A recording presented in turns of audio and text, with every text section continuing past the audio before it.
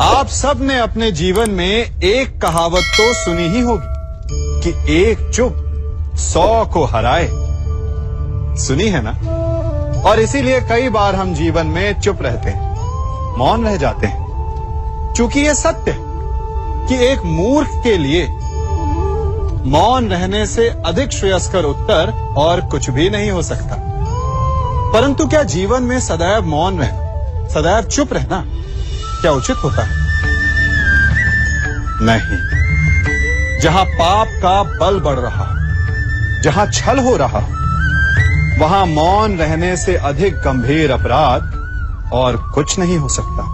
मौन रहकर कदाचित आप समस्या से बच जाएं, परंतु आप संसार को समस्याओं में उलझा देते हैं। इतिहास साक्षी कि पापियों के उद्दंडता ने संसार को इतनी हानि नहीं पहुंचाई जितना कि सज्जनों के मौन ने पहुंचाई। यदि कोई मूर्ख बोल रहा है तो मौन रहना उचित है, परंतु यदि कहीं अपराध हो रहा है, छल हो रहा है, तो उठिए और विरोध कीजिए, क्योंकि आप भले ही ना से, परंतु आपकी आने वाली पीढ़ी इस पाप के दंड को अवश्य सहेगी। अपने जीवन में आप कितने मित्रों से मिलते होंगे, कितनों को आप स्वयं जानते होंगे, कितनों का आप शुभ चाहते होंगे और कितने आपका शुभ चाहते होंगे, और कितने ऐसे भी होते हैं कि आपके समक्ष आते, आपसे मिलते वो अपने जीवन का दुखड़ा गाने लगते हैं कि उनका कोई कार्य ही नहीं बनता। वो क्या करे? कार्य प्रारंभ होने से पूर्व ही कठिनाइयां आ जाती, कठिनाइयों के कारण वो आगे नहीं बढ़ पाते। क्या आपको पता है ऐसे लोगों की वास्तविक समस्या क्या होती है? क्या उनकी समस्या मार्ग में खड़ी बाधाएं हैं, या वो कठिनाइयां जो उनके कार्य को कभी संपन्न ही नहीं होने देती? सत्य तो यह है कि वास्तव में ऐसे लोग अपना कार्य कभी प्रारंभ ही नहीं करते। आधे मार्ग से उल्टा लौट जाने से अधिक बुरा यह है कि अपना कार्य कभी प्रारंभ ही ना कर। तनिक कार्य तो प्रारंभ करके देखिए, विश्वास कीजिए आप कभी खाली हाथ नहीं होंगे। आपको गर्वित करने के लिए सफलता भले ही आपके हाथों में ना हो, परंतु सफलता पाने का ज्ञान आपके हाथों में अवश्य होगा। हमारे जीवन में मित्र और शत्रु बड़े मायने रखते हैं।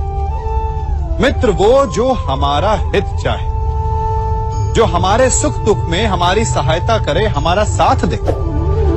कुछ मित्र जन्म से होते हैं, कुछ मित्र हम स्वयं बनाते हैं, कुछ मित्र परिवार में मिल जाते हैं, तो कुछ मित्र जीवन की यात्रा में।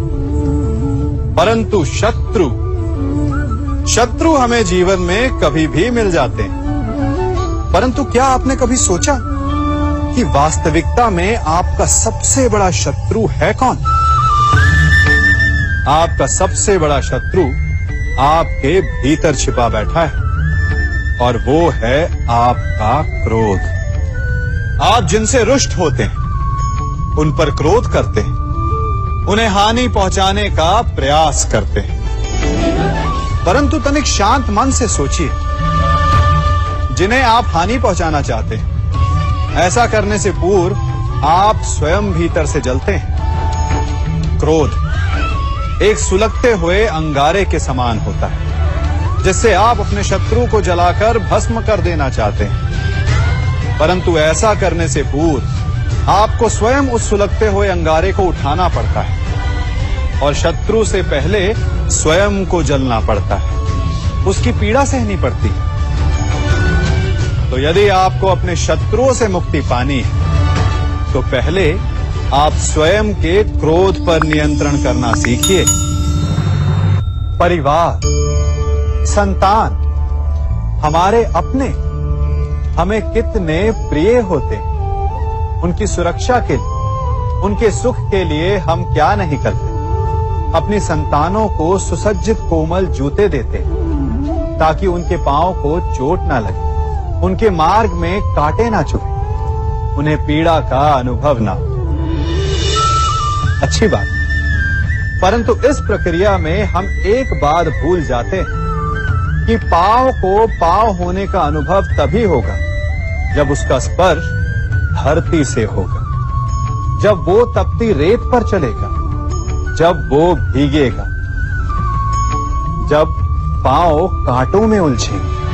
ठीक वैसे ही हमारे प्रियजन हमारी संतानों के साथ भी होता है। हम उन्हें जीवन का सुख तो देते हैं, परंतु उन्हें जीवन का अनुभव करना ही नहीं सिखाते।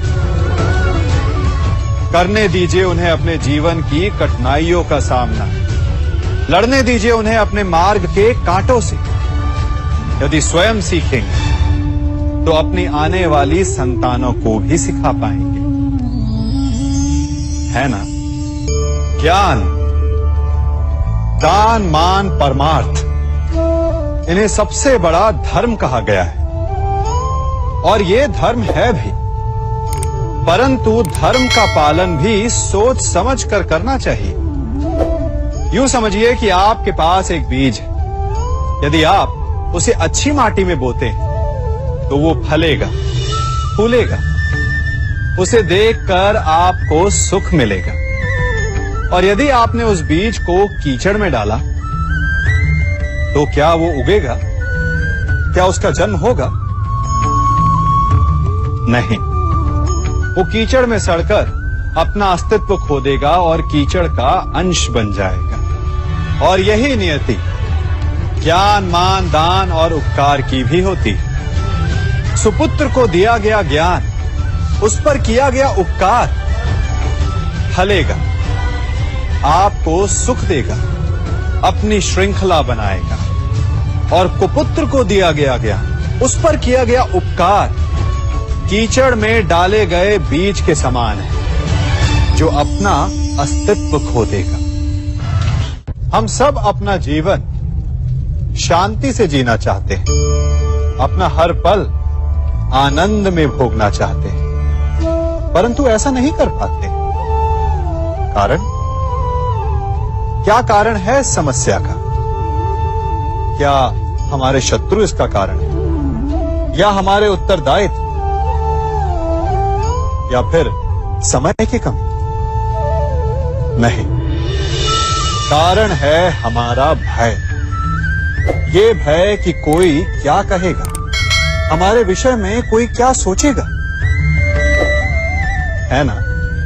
हम स्वयं जीते हैं, स्वयं मरते हैं, तो फिर जीते समय संसार की चिंता क्यों करते हैं? हाँ, संसार का अहित ना करें, ये बात अवश्य ध्यान में रखने योग्य है। परंतु संसार के सोच की चिंता करके स्वयं का जीवन नष्ट करना, ये कहां तक सही? जब आप आनंद में नाचें तो ऐसे नाचें कि जैसे आपको कोई देख ही नहीं रहा है। जब आप गाएं तो ऐसे गाएं कि आपको कोई नहीं सुन रहा। स्वयं को संसार समझें और इस धरा को स्वर्ग समझें। यदि अपने जीवन में आप 4 पल भी ऐसे जी पाएं तो आपका जीवन सफल हो जाएगा।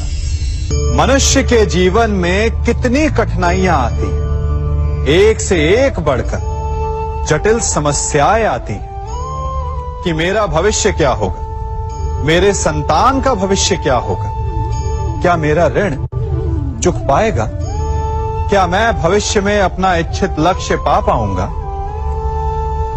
परंतु एक बात बताइए, क्या वास्तव में ये कठिनाइयां, ये समस्याएं इतनी जटिल हैं? क्या इनमें इतनी शक्ति है कि ये आपका मार्ग रोक सके? क्या इनका उत्तर पाना इतना जटिल है?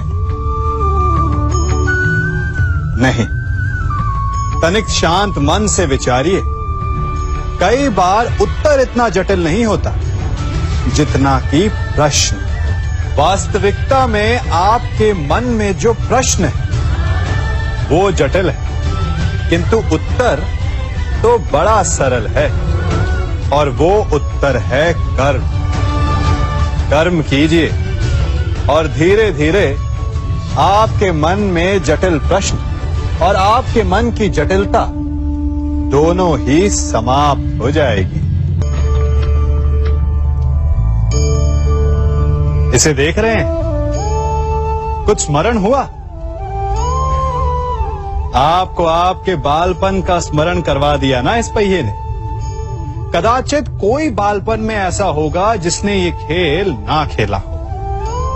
हाँ, इस पहिए का आकार एक सिक्के जितना या इससे बड़ा हो सकता है, परंतु ऐसा कोई नहीं जिसने खेल ना खेला हो। इसे गोल गोल घुमाते रहना, निरंतर चलाने का प्रयत्न करना, कितना आनंद आता था ना।